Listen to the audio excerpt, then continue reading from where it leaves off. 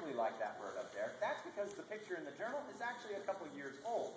And actually, every year, our birds, every summer, go through a process called molting. You all know what molting is, where they lose their feathers and grow new feathers back in.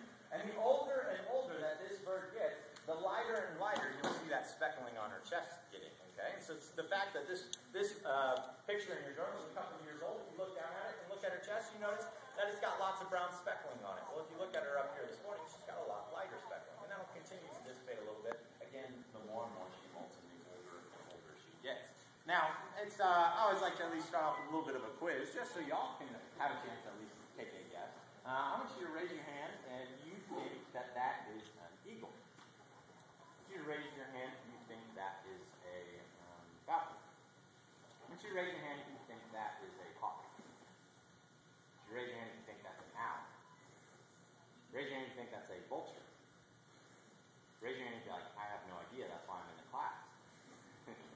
Wait, be honest. A little bit of fun guessing this morning. If you guessed that that was a falcon, you are correct. And I'm going to let Lucas introduce you to our Saker falcon. Yep, this is Turpin, and Turpin is our Saker falcon. Neat thing about Saker falcons is they're not found here in the United States. This is the type of falcon that you would find in the desert of the Middle East. Arabs have been hunting with them over there for a very, very long time out in the desert. And since she's not found in the wild here, that means she was raised in captivity. She was raised by people. Actually, she was raised by us here at Pine Cove.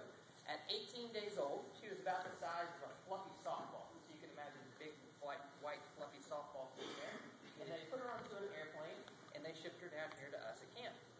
And then she grew up here, and she grew from little fluffy softball to this size in about 8 weeks. So, any of you have a little brother or sister? Yeah? Could you imagine little brother or sister who was born about this big, and then 8 weeks later they're the size of your parents?